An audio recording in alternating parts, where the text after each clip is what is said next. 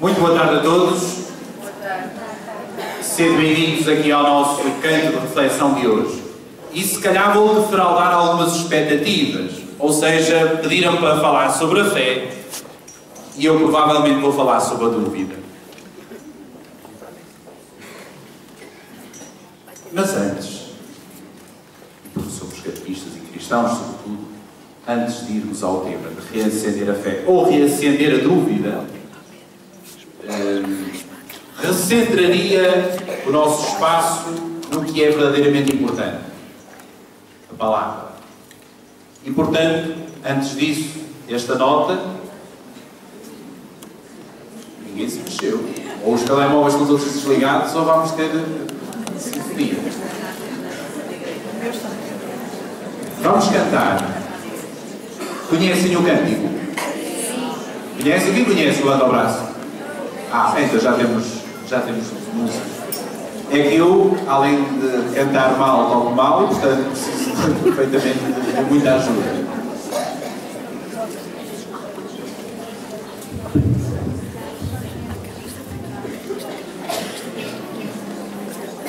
Queres saber de que cor são os sonhos de Deus? Volta a olhar o mundo. Isso é a versão alentejana, não é?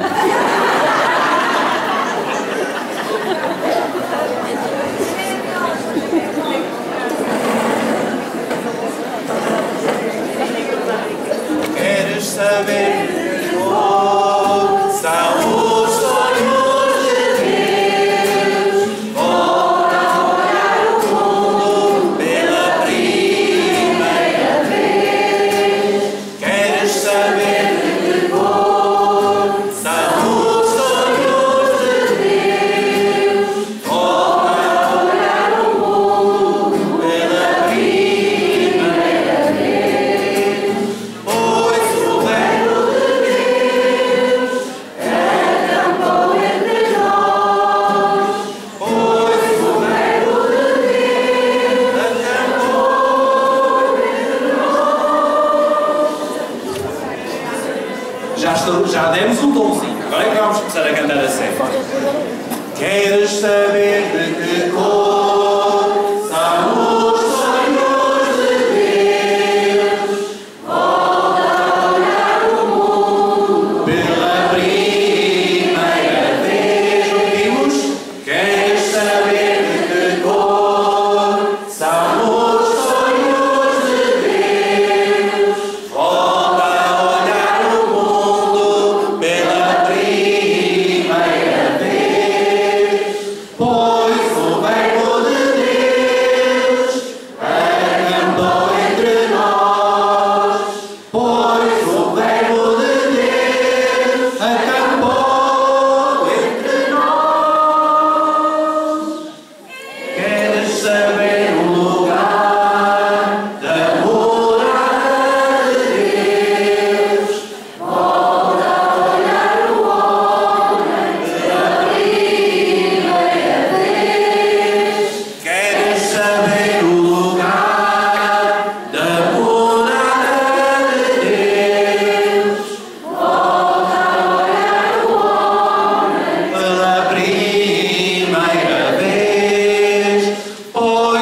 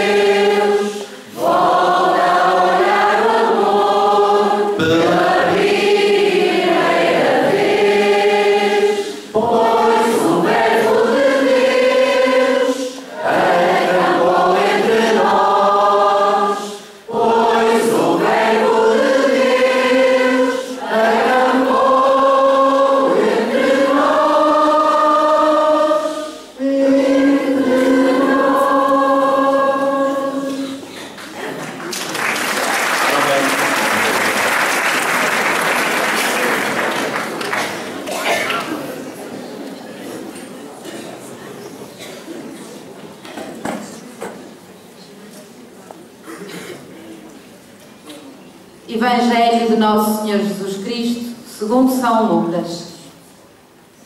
Naquele tempo, Jesus voltou da Galileia com a força do Espírito, e a sua fama propagou-se por toda a região. Ensinava nas sinagogas e era elogiado por todos. Foi então a Nazaré, onde se tinha criado.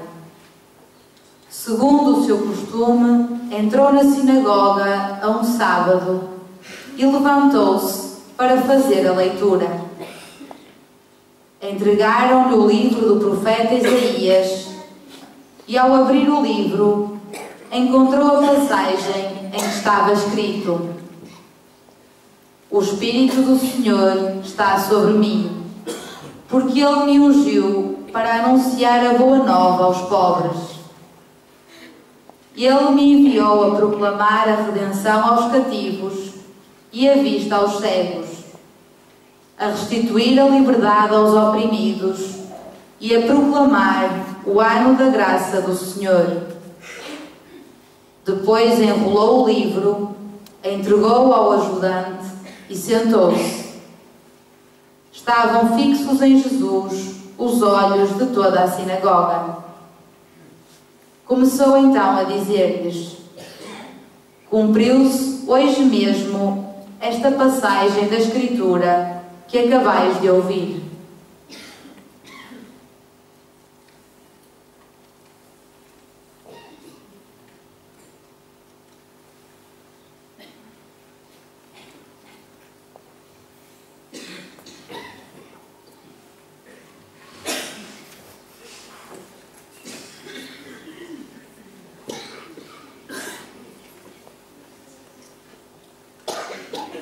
No capítulo 4 diz-se, no início: cheio do Espírito Santo, Jesus retirou-se do Jordão e foi levado pelo Espírito ao deserto, onde esteve durante 40 dias e era tentado pelo diabo. A seguir diz-se: impelido pelo Espírito, Jesus voltou para a Galileia e a sua fama propagou-se por toda a região. Ensinava nas sinagogas e todos o elogiavam. Na passagem que agora ouvimos, diz Jesus: o Espírito do Senhor está sobre mim. E ao terminar o capítulo 4, diz: ao ouvirem estas palavras, todos na sinagoga se encheram de furor e, erguendo-se, lançaram-no fora da cidade.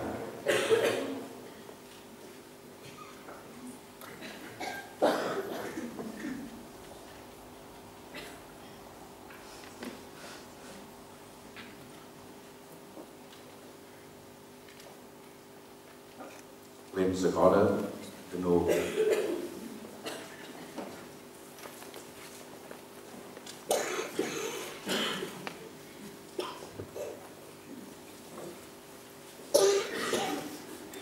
Naquele tempo, Jesus voltou da Galileia com a força do Espírito, e a sua fama propagou-se por toda a região.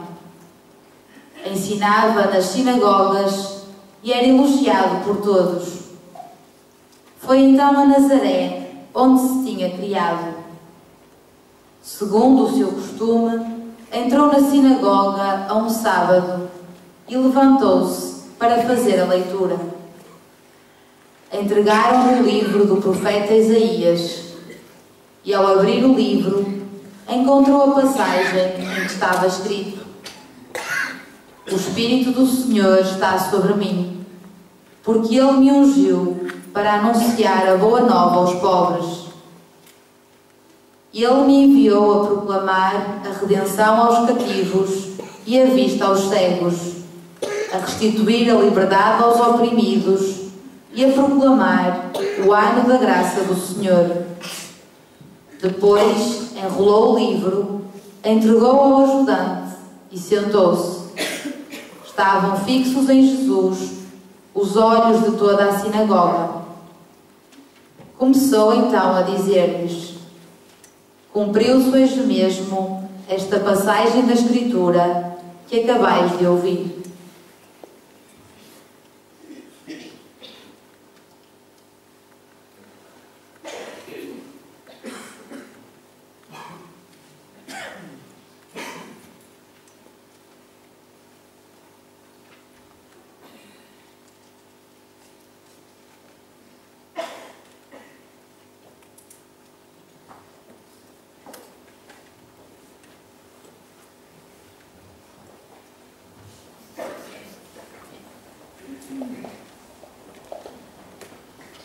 Rezamos juntos.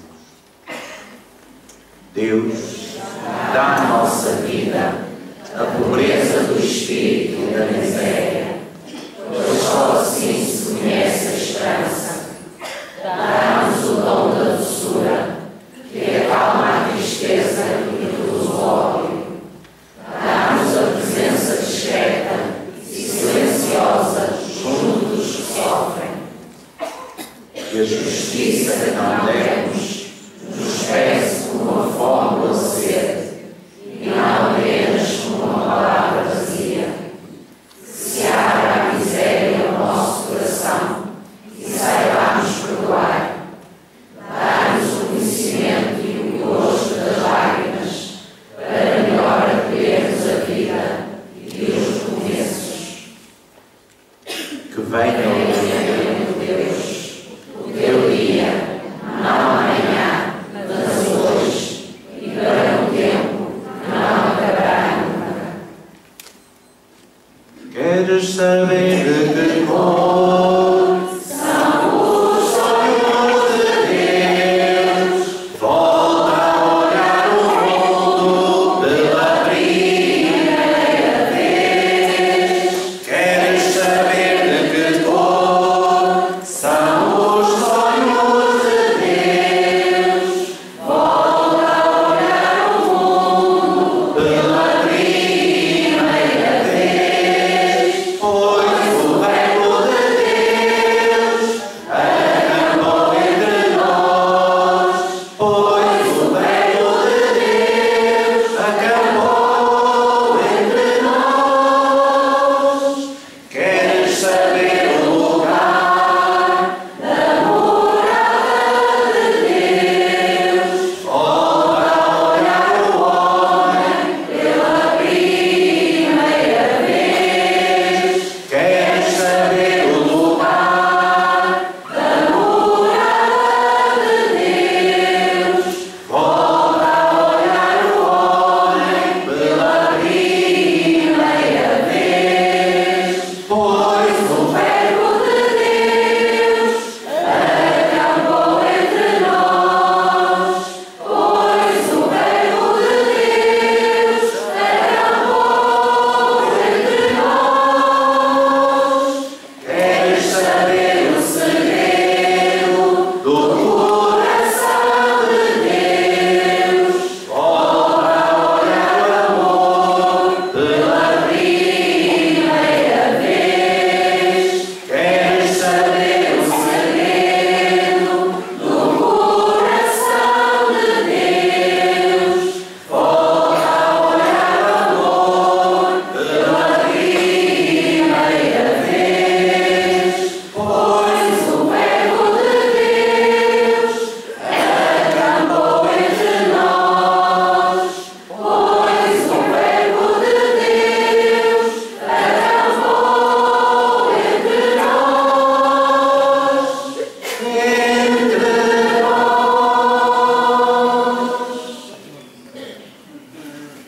Muito bem, bem cantado, bem, espero que bem ouvido o Evangelho, que é o Evangelho deste fim de semana. Portanto, já levam uma preparação, já podem dizer ao vosso padre, não precisa fazer o iria, porque vocês até já ouviram aqui o Evangelho de hoje. Então o tema deste encontro é reacender a fé, ao que eu subtitulei ou reacender a dúvida. E coloquei aqui já neste creio porque duvido. O que é que está por detrás da nossa fé? Reparem, nós todos nascemos num país de fé. Num país até dito católico. Ou seja, recebemos uma herança pacífica. Ninguém propriamente nos contradiz da nossa fé. Não sei se há aqui alguém que já esteve imigrado em países que não sejam maioritariamente católicos. Alguém já esteve imigrado? Está ali um senhor que diz que já esteve imigrado. Esteve num país maioritariamente, ou à sua volta se respirava outra religião? Não. Na Suíça. Dizeu-te já, aquela senhora no Catar. Aí sim, aí dói mesmo. Certeza. Quem já fez a experiência de estar num país onde a herança não é católica, mais facilmente, se calhar, se dá conta da nossa diferença. Da diferença de ser católico.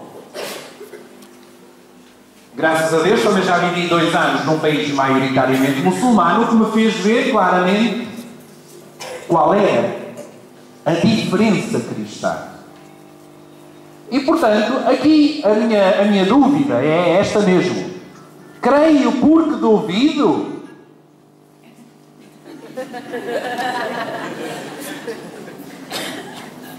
Creio porque duvido? Ou seja, antes de acreditar, duvidei. Duvidei que assim fosse. Ou assumi que é tudo verdade.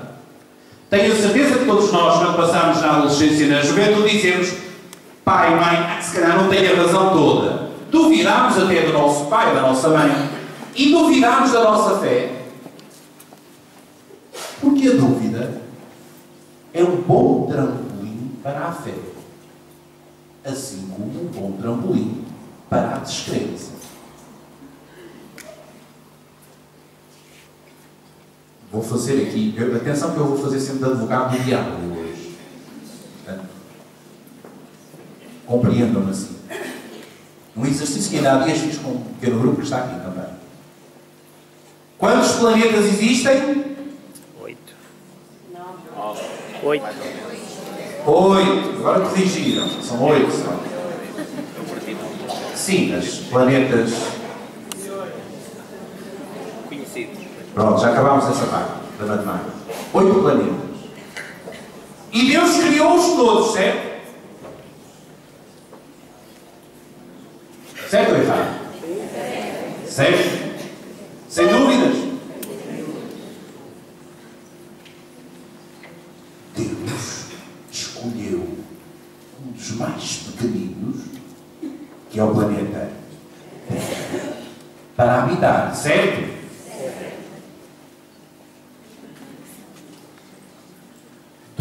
Do planeta Terra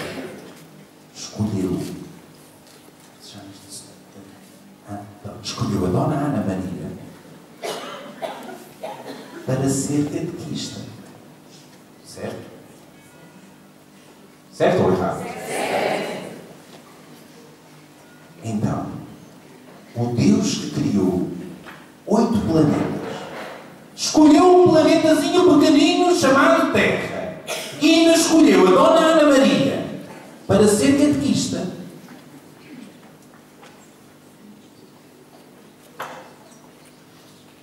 É perigoso.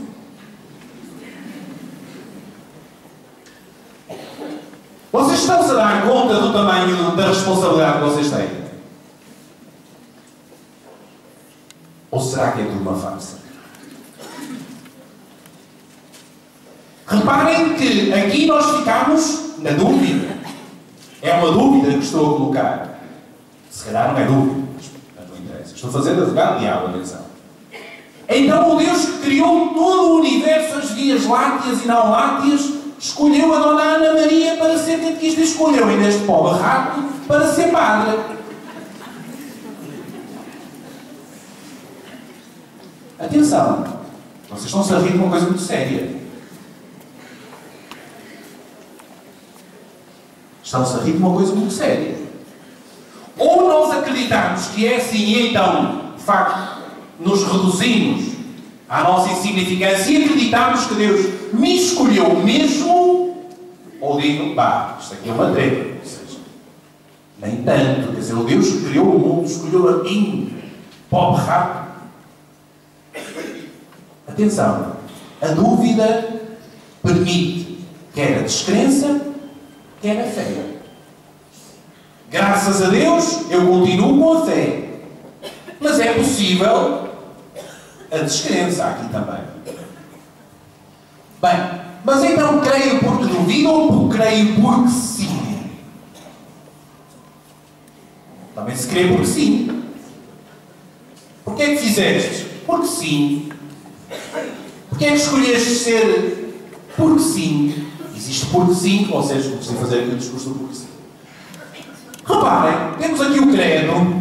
Alguém duvida de algum daqueles artigos do credo? Alguém duvida de algum daqueles artigos do credo? Então, prontos. Terminamos o encontro, podemos ir para casa.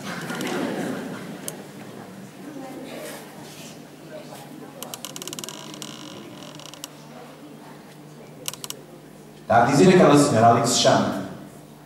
A Dona Inácia está a dizer, não é duvidar, mas às vezes é não perceber. Ora, se não percebo, também não posso acreditar, vá. Mas eu percebo o que é que a Dona Inácia está a dizer.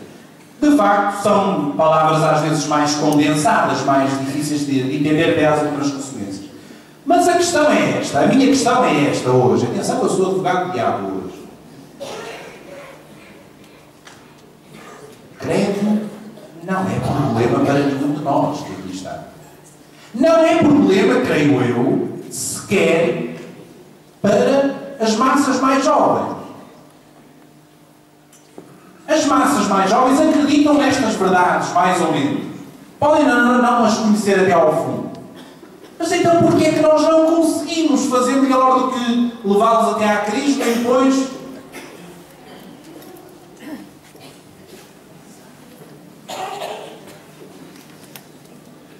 Então o que é que se passa?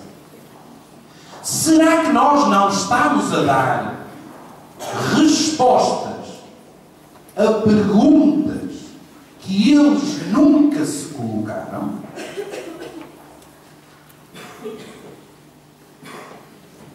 Reparem, se vocês não têm fome e eu vos dou maçã, vocês dizem o quê? Não, obrigado. Gosto imenso de santos. Gosto imenso, mas não quero comer. Por outro lado, se eu tenho fome e alguém me oferece maçãs, eu digo, olha, gosto e vem mesmo na horinha. E a minha pergunta para já fica só aqui ainda. Será que não estamos a dar alimento para perguntas que nunca ninguém se colocou? Ou seja, estamos a dar um alimento para quem não tem fome, ou melhor, para quem não conhece a sua fome. Já vai. Portanto, aqui não temos problemas, até aqui a nossa fé está segura. Começar antes. Pré-conceitos. Reparem, nós temos consciência que durante anos, a Igreja, e se calhar eu, anunciámos um Deus que tapa buracos. Ou seja, quem é que criou o mundo? Epá, não se está aqui a ver mais ninguém. Eu não fui, o vizinho de lá também não parece que tem. Deus. Para onde é que vamos quando morremos? Epá, eu não faço ideia, tu também não fazes ideia, a irmã também não faz ideia. Deus. Reparem que Deus funciona muito bem como tapa-buracos. Só que depois, porque era tapa-buracos, porque era remendo, na escola começaram a dizer, afinal o mundo criou-se com um bum. E nós todos agora arrasca bem. E agora afinal não foi Deus, foi um bum. E nós ficámos à rasca. Porque o Deus, se calhar, era a nossa medida. E nós depois já sabemos dizer, mas foi Deus que deu origem ao bom. Reparem que a tentação humana é usar Deus como tapa-buracos. É a tentação. Que se calhar não é o Deus de Jesus Cristo. Tirando-lhe se calhar. O Deus de Jesus Cristo, se calhar, é bem mais terreno, se calhar. Reparem que nós hoje convivemos, todos nós, com gerações hiperativas. Um dia destes, vocês viram no jornal, artigos sobre a hiperatividade. E o que é a hiperatividade? É ser incapaz de estar quieto, de aceitar regras, de interioridade, de silêncio, de desligar o telemóvel.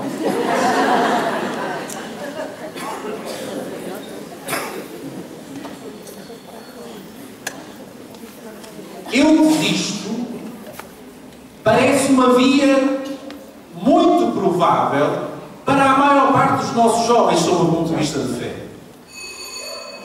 Porque a fé manda para dentro. Porque a fé obriga a pensar, ou como dizia o Fernando Pessoa, incomoda como andar à chuva.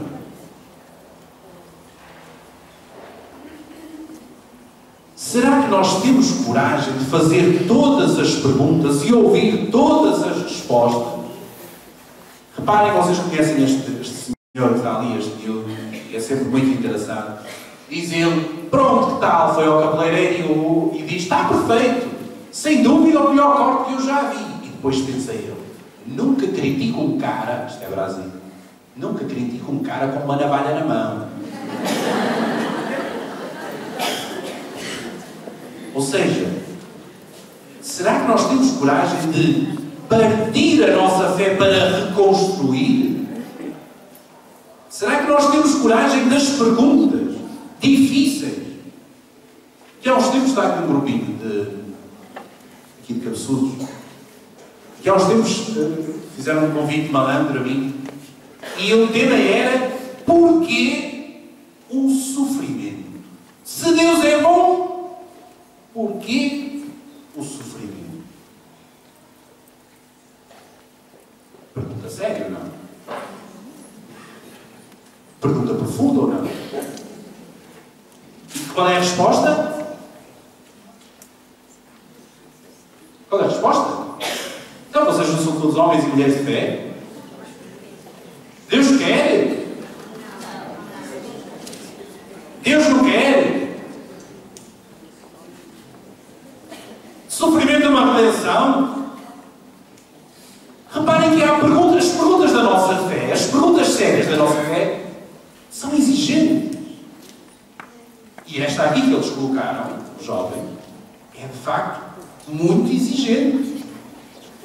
E se calhar todos nós temos que ir aprender outra vez todos o catecismo desde o início para conseguir ficar calado diante desta pergunta. Se calhar é uma pergunta de rico. Costumo dizer que é uma pergunta de rico. Se bem que é uma pergunta séria. Mas vamos andar um bocadinho mais. Temos, portanto, coragem de fazer as verdadeiras perguntas e ouvir as verdadeiras respostas e às vezes até as não respostas. Qual foi a resposta de Jesus ao sofrimento?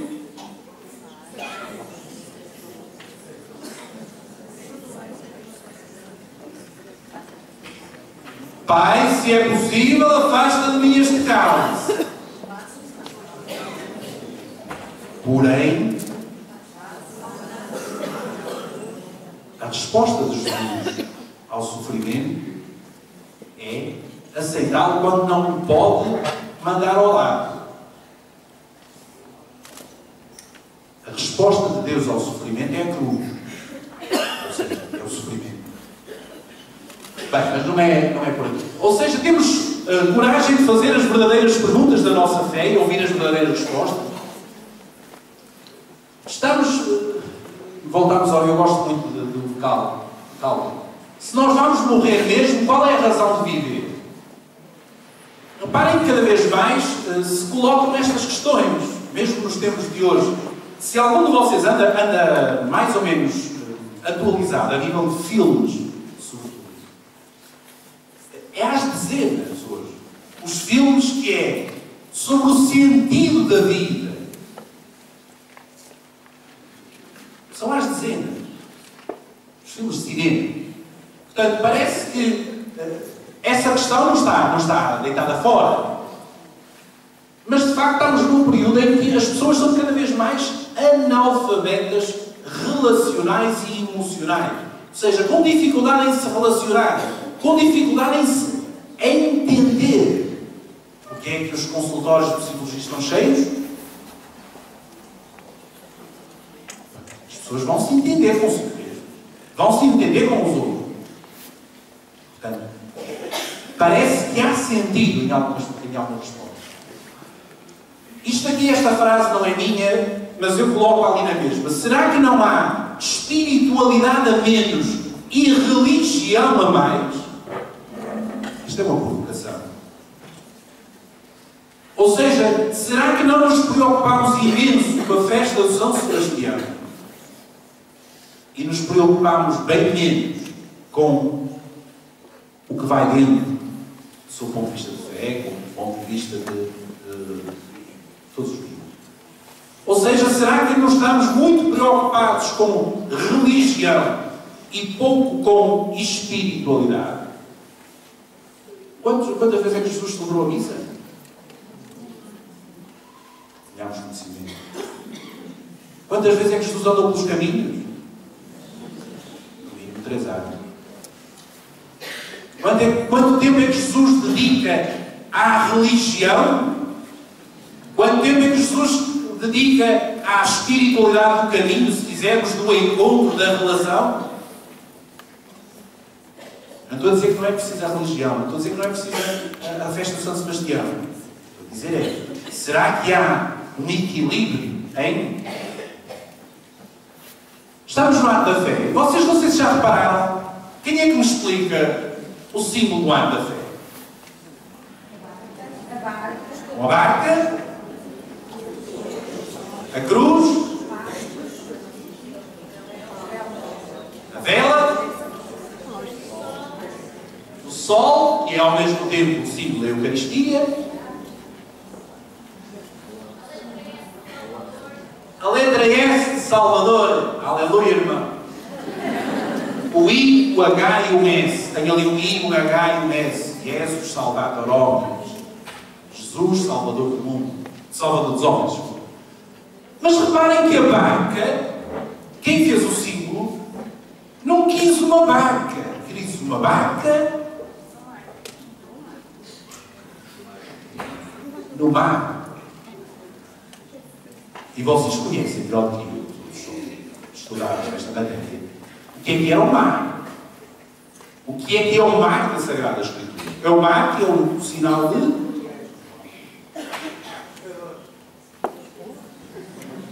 É o sinal do pescador, sim. Mas o mar, biblicamente, é o sinal de violência, de morte. Era o lugar dos demónios. Por isso anda-se por cima. E reparem que o símbolo da fé deixa esta dúvida. Ou seja, é uma barca, a igreja como barca que caminha, mas não é a favor da corrente. É contra a corrente, é investida por ondas. Não é, portanto, um caminho pacífico, não é um caminho sereno, não é um caminho plano, mas é um caminho que sente o atrito, que sente a aridez, que sente o recuar também. Este símbolo está muito bonito por muitas razões, como é óbvio, mas também por esta. Ou seja, a dúvida parece que também faz parte desta barca. Se calhar, como sempre se calhar, a dúvida é o caminho para a fé. Primeiro, eu já me vou calar um bocadinho e vou deixar outra pessoa falar. A fé nós dizemos que é dom. Ou seja, que alguém nos deu. E portanto, se alguém nos deu, esse alguém imaginando como tapa buracos está sempre bem, Deus, que se calhar se pode chamar pai, mãe, catequista. Se é dom, parece que também há pessoas que não têm esse dom. Talvez.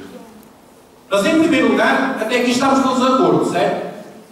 Que é um dom que recebemos, que temos, que nos faz. A fé surge diante da dúvida. E que, ultrapassada a dúvida, nos leva à confiança. Até aqui, acho que nenhum de nós. E pararei aqui um minuto para ouvirmos uma senhora a falar. A dúvida exige, em primeiro lugar, que sejamos honestos. E ser honestos não significa ser do contra. Significa sermos honestos com as nossas interrogações. E quais são as nossas interrogações de hoje? Quais são as vossas dúvidas de fé?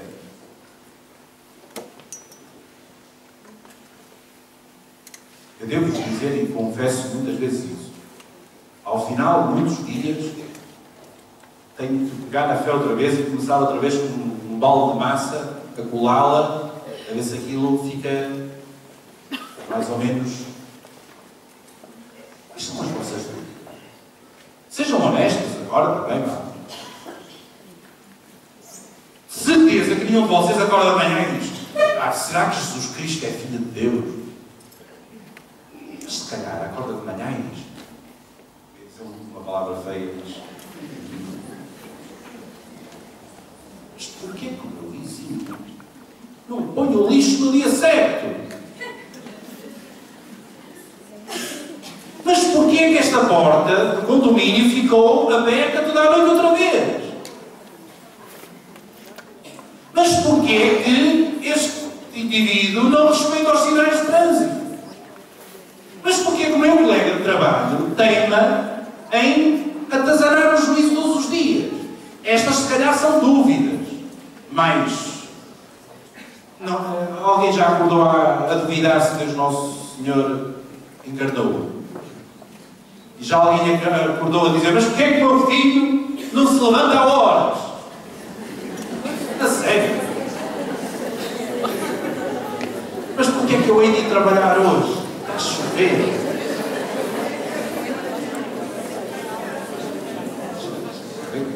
Estamos na dúvida. Estamos nas respostas. Então vamos de novo. Quais são as vossas dúvidas de fé?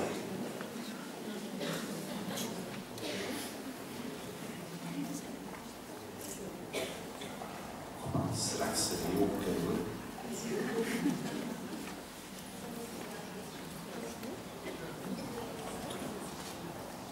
Será que ele existe para mim? Quais são as vossas dúvidas de fé? Ou não têm dúvidas? Não sei. É que se não têm dúvidas eu fico alarmado. Porque se calhar vou começar a chicotear de manhã à noite. Porque eu tenho muitas. Todos os dias.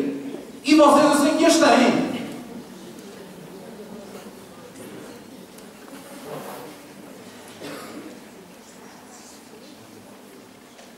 Uma dúvida que eu ouço muitas vezes.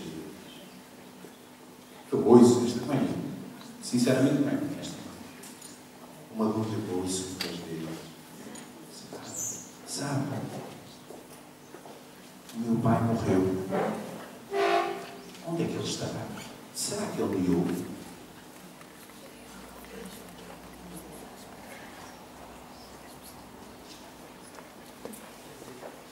Esta é uma que levanta a minha fé, que coloca a minha fé em causa. Será que ele me ouve? Será que eu lhe posso falar?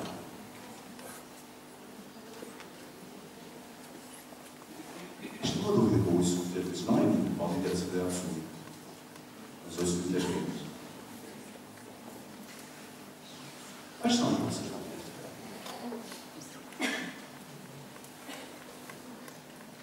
Pronto. Reconheço, sou eu o pecador, vocês são todos santos. Se calhar não não sabem das vossas dúvidas, não as colocaram. Talvez porque seja necessário fazer uma visita guiada ao interior.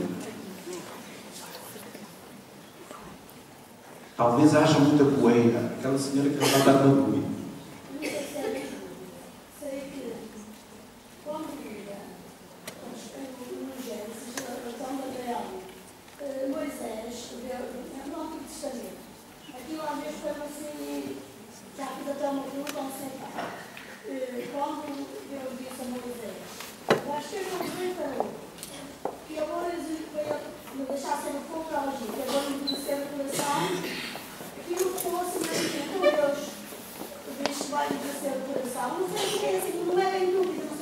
É uma dúvida, sem dúvida. Então Deus também endurece os corações.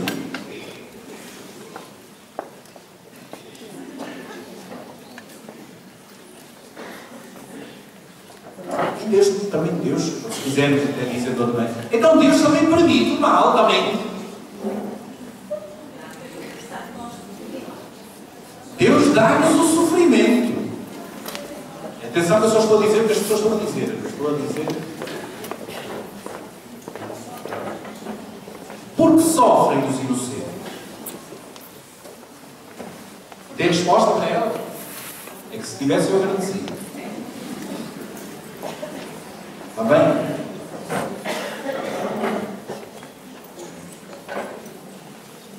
Reparem. Honestamente nos colocarmos as dúvidas parece ser o caminho.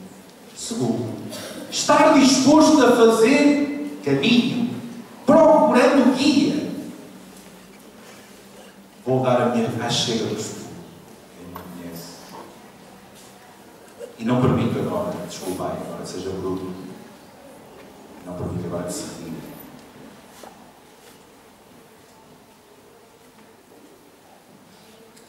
Milhares de pessoas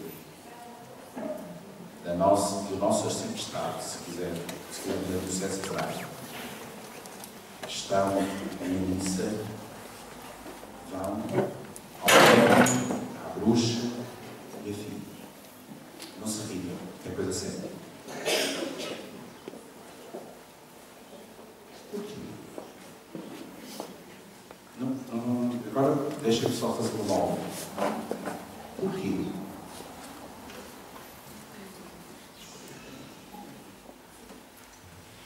Ou seja, há dúvidas e as dúvidas precisam de guia.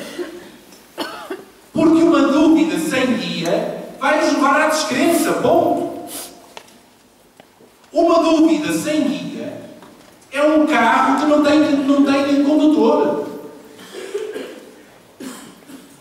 A procura do guia. E a igreja como objeto de fé. Reparem, a igreja tem, vamos fazer as contas redondas, 2000 anos. Mas será que são 2000 anos de história à sorte? Será que a igreja não merece crédito naquilo que diz? Tendo 2000 anos, será que não tem nada para nos guiar 2000 anos depois, como um património de Jesus e como um património de toda a geração durante 2000 anos? A igreja é objeto também de fé. E de facto, aquilo que digo continuamente, precisamos de voltar a Cristo. Precisamos de voltar a Cristo. Que é Cristo, de facto, que pode ser a luz da igreja. Vamos ouvir uma pessoa.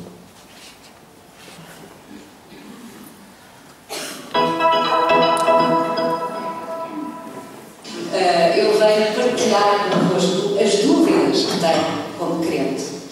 Portanto, é tão simples e tão arriscado como isto. Eu não tenho dúvidas de que a fé é uma graça. Uma graça com que eu fui abençoada. Não me lembro de mim sem ter fé. Isto é, do fundo, do mistério absoluto que só se explica. Eu entendo, sinto, mais do que entender, que é uma graça. Como nos diz, enfim, o dogma, que é uma graça. E neste caso, ensina ou que está de acordo com os meus sentimentos. Porque eu sempre me lembro de mim a achar que as aves são qualquer coisa de improvável. E isto eu não sabia formulá-lo quando era muito pequena, mas eu hoje sei que eu na altura já sabia que era uma manifestação de Deus. E portanto eu acho que isto é uma graça, é a maior das graças. E a minha primeira dúvida deriva já daqui. Porquê é que não fomos todos abençoados à cabeça com esta graça?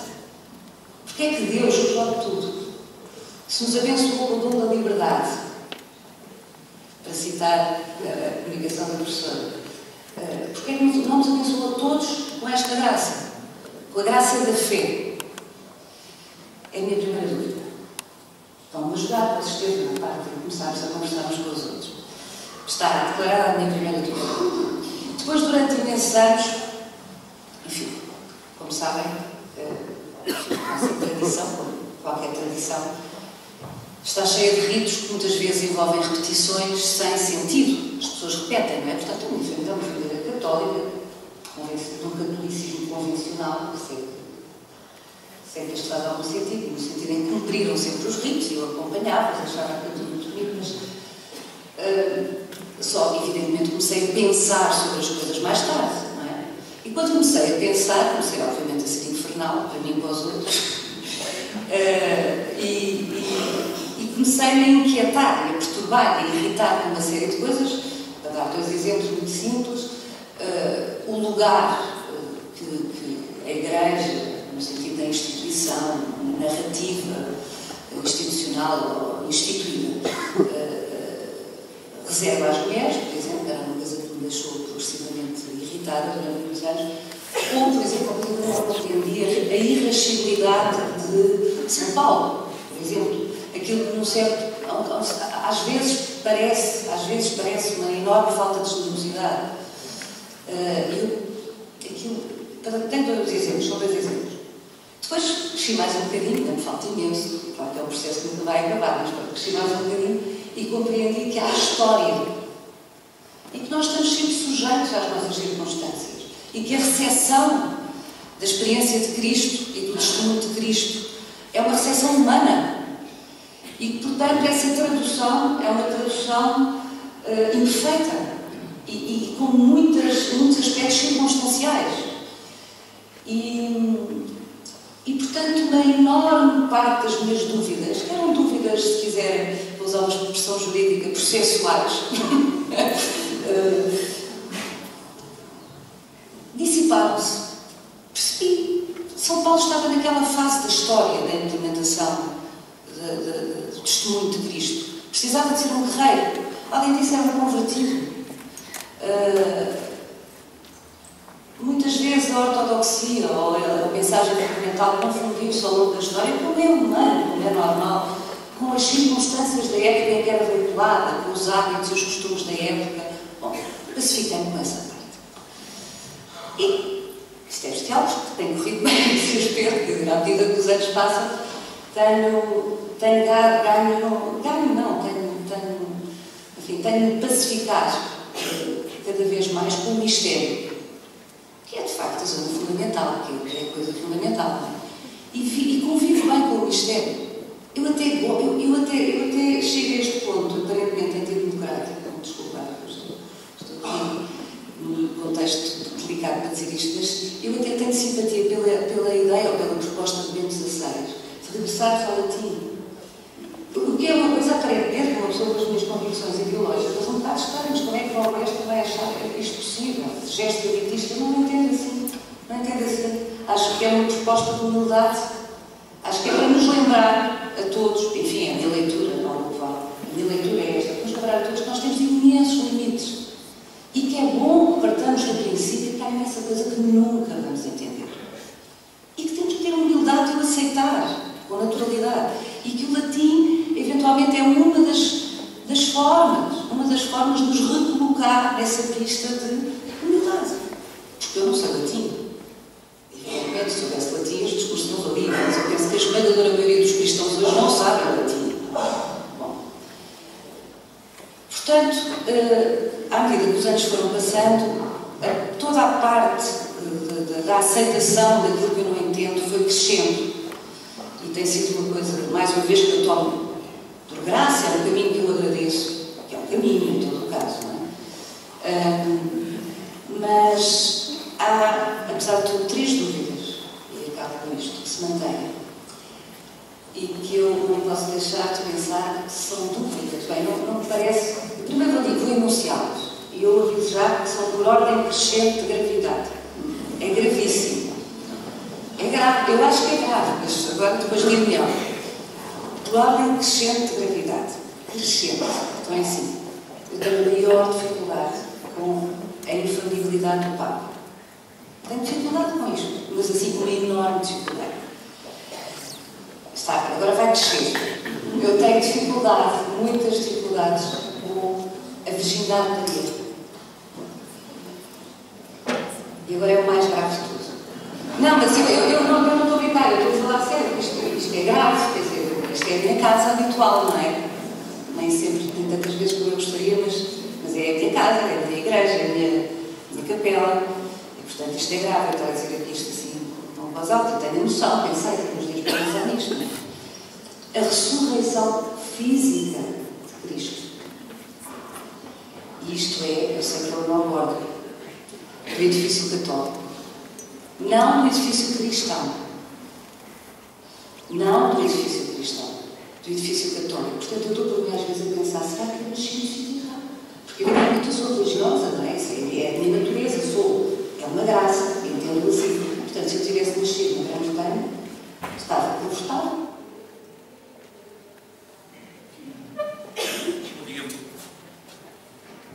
Ainda podíamos ouvir um pouco mais, mas acho que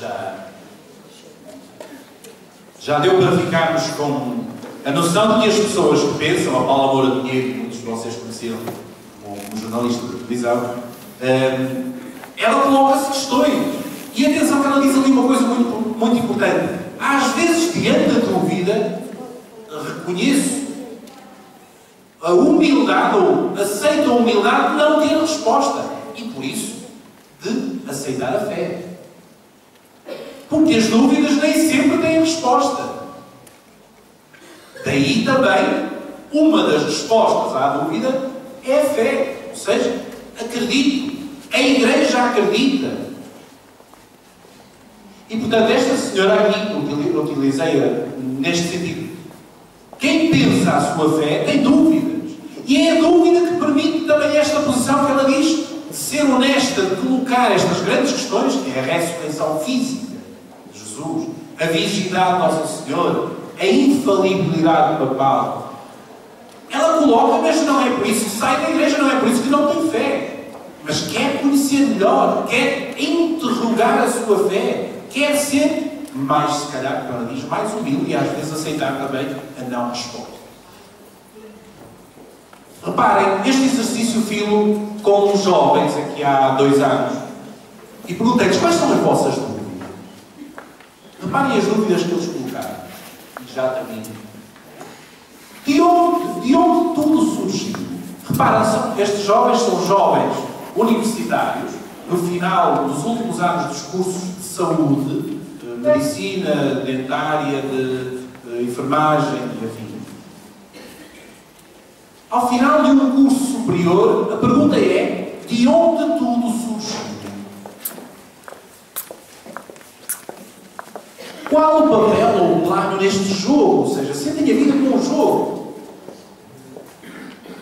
Há destinos traçados. Como é que se mantém a identidade quando formos uma minoria? Porquê o sofrimento? Porque não se fala a verdade. Como manter firme o meu sim? Como acolher o outro? Por que razão amar é importante? O que fazer pelos outros? Para onde vamos? O que deixar para trás?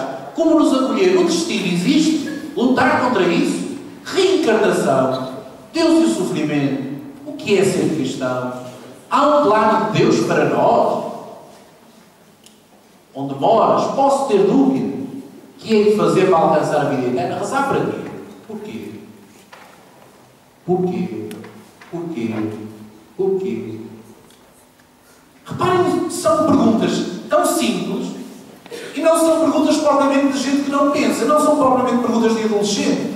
São perguntas de jovens ao final de um curso universitário superior. Portanto, dá-me a sensação de que, de facto, os jovens hoje as perguntas têm-nas. Quando param, quando nós os fazemos parar, quando a vida os faz parar, as perguntas estão lá. Agora, a minha questão é estas perguntas, Cristo tem ou não alguma coisa a dizer? Foi uma resposta muito pouco convincente. Só uma ou duas pessoas que disseram tem. Jesus tem ou não tem alguma coisa a dizer sobre isto? Ou melhor, Jesus não tem ou não tem a dizer tudo sobre isto?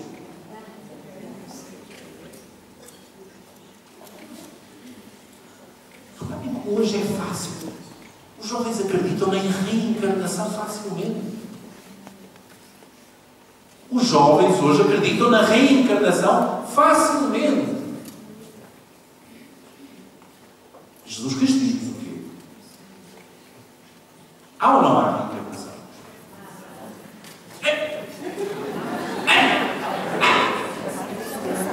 Podia assim uma não.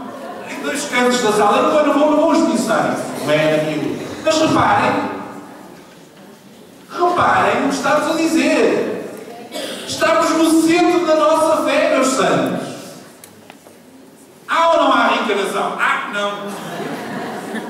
Estamos no centro da nossa fé, meus caros. Não vamos agora fazer feio. Estamos no centro da nossa fé, meus caros.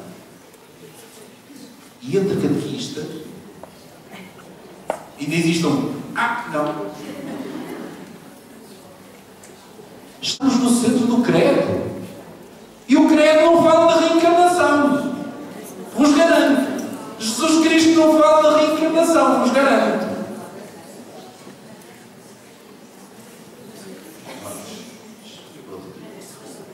Está bem? Ou seja, é necessário colocar as verdadeiras perguntas, as verdadeiras dúvidas e ouvir de Jesus as verdadeiras respostas. Isso é fé. Colocar as verdadeiras perguntas e ouvir as verdadeiras respostas. Agora, provavelmente o que nós estamos a fazer e o que fizemos durante muitos anos foi dar respostas a perguntas que nunca foram colocadas. Quem é que criou o mundo? Quem criou o mundo foi Deus. Questão concluída. E depois os miúdos chegam à escola e calma, lá na escola diz que não foi assim. Esta é uma das básicas, mas que existe.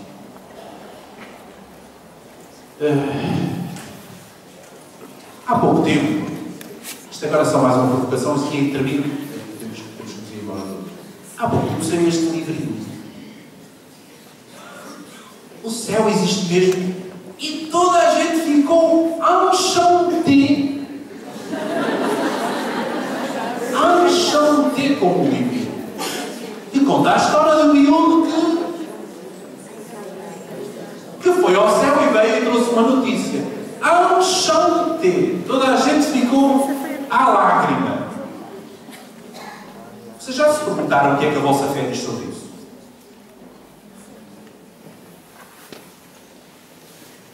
É que há muita confusão dentro das cabecinhas. Já se perguntaram sobre a vossa fé sobre isso? Deixe lá, desculpa agora, mas não é só porque não temos tempo. Peço desculpa, mas é mesmo só porque não temos tempo. Ou seja, as realidades interrogam-nos. Reparem, há algum tempo atrás surgiu um livro do José Luís dos Santos, o último mistério, que levanta 4 ou 5 questões, mais ou menos até pacíficas, mas pronto, nós gostamos de fazer falar com coisas simples. Mas alguém se perguntou, ele levanta perguntas interessantes. Ele levanta perguntas muito interessantes sobre a questão, sobretudo, sobre a vida de Maria e sobre questões até mais simples. Então os evangelistas escreveram ou não escreveram os evangelhos? Escreveram ou não escreveram? São Lucas escreveu ou não escreveu o evangelho? Será? Não, eu estou a falar agora. Lucas escreveu mesmo o Evangelho? Ou a comunidade de São Lucas escreveu o Evangelho? Reparem como, de facto, quem nos coloca dúvidas, como colocou o Zé, deixa-nos completamente desorientados, o que significa que nunca nos tínhamos colocado essa dúvida. Eles deixam-nos, o nosso de memória, José Saramago, mandava-nos umas pedradas e nós chegámos todos tão confundidos, todos tão assustados, e ai, que essa manhã é tão mal. Ele levantava questões. Seria bom nós pegarmos nela para as entender. Questões de caráter, temos coragem. Afinal, quem é que matou? Caim matou Abel? Abel matou Caim? Essa questão é muito gira. Aliás, acho que uma conferência aqui sobre isso, neste salão. Essa aula foi é uma questão muito gira, porque diz que Deus gostou da oferta de um e gostou da boa.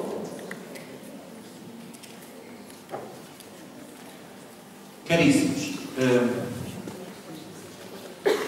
eu vou-vos deixar, eu terminava com este vídeo, tem 2 minutos, 3 minutos no máximo, numa figura vossa conhecida, leiam as palavras dele. Eu acho que resumem bem o que nós temos aqui a dizer. Acho que sim. A dúvida é um espaço para a fé. É o que eu quis dizer durante esta hora. A dúvida é um espaço para a fé. Esta pessoa diz de maneira mais bonita e vocês vão todos gostar de ouvir, com certeza.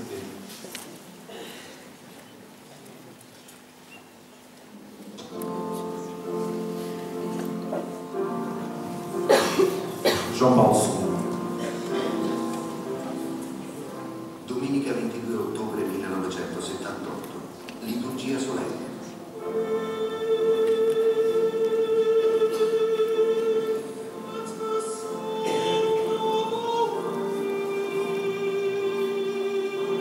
Subito il saluto ai cardinali. Tra loro il vecchio primate di Bologna, una quercia indomita, si inginocchia, orgoglioso, commosso.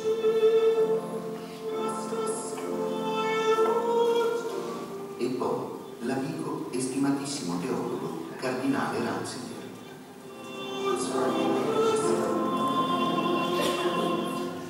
Caro, si presenta al mondo. Non abbiate paura, aprite, anzi spalancate le porte a Cristo, alla sua salvatrice potestà, aprite i confini degli stati, i sistemi economici come quelli politici, i vasti campi di cultura, di civiltà, di sviluppo. Non abbiate paura. Quando pronunciai le parole non abbiate paura, non potevo rendermi del tutto conto di quanto lontano avrebbero portato me e la Chiesa intera. Cristo sa cosa è dentro l'uomo, solo Lui lo sa. Oggi così spesso l'uomo non sa cosa si porta dentro, nel profondo del suo animo, del suo cuore. Così spesso è incerto del senso della sua vita su questa terra. È invaso dal dubbio che si tramuta in disperazione. Permettete quindi, vi prego, vi imploro, con umiltà e con fiducia, permettete a Cristo di parlare all'uomo. E quelle parole appaiono come la fuoriuscita da un cattolicesimo catacombale, impaurito, sperduto. Solo Lui ha parole di vita, sì, di vita eterna. È l'annuncio di una fede viva, a viso aperto, non il Dio della sociologia, della teologia inquieta e anacquata, ma il Dio forte e misericordioso delle scritture, della certezza che consola, dell'abbandono che dà coraggio. Il Dio di Abramo, il Dio delle prove, della testimonianza, fino al martirio.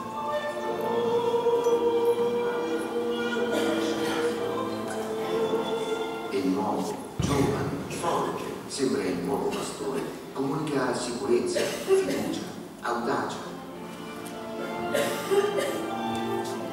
lontanissimo dalla fisicità esile, timida, fragile dei suoi due predecessori.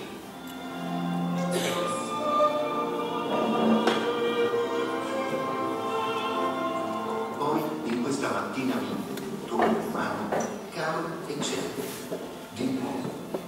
Rompe il protocollo e scende improvvisamente giù dai gradoni della basilica. Va a Gentes, incontro alle moltitudini.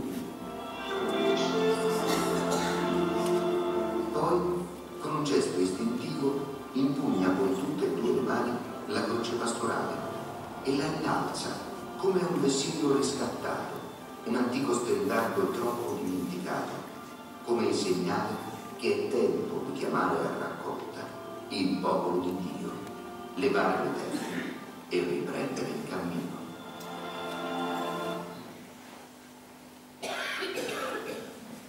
Deus sabe o que está no coração do homem, diz o Papa, disse o Papa João Paulo II, Beato João Paulo II, e eu creio nisso. Deus sabe o que está no coração do homem e é Ele a resposta às dúvidas que estão no coração do homem, muitas vezes talvez dúvidas desconhecidas.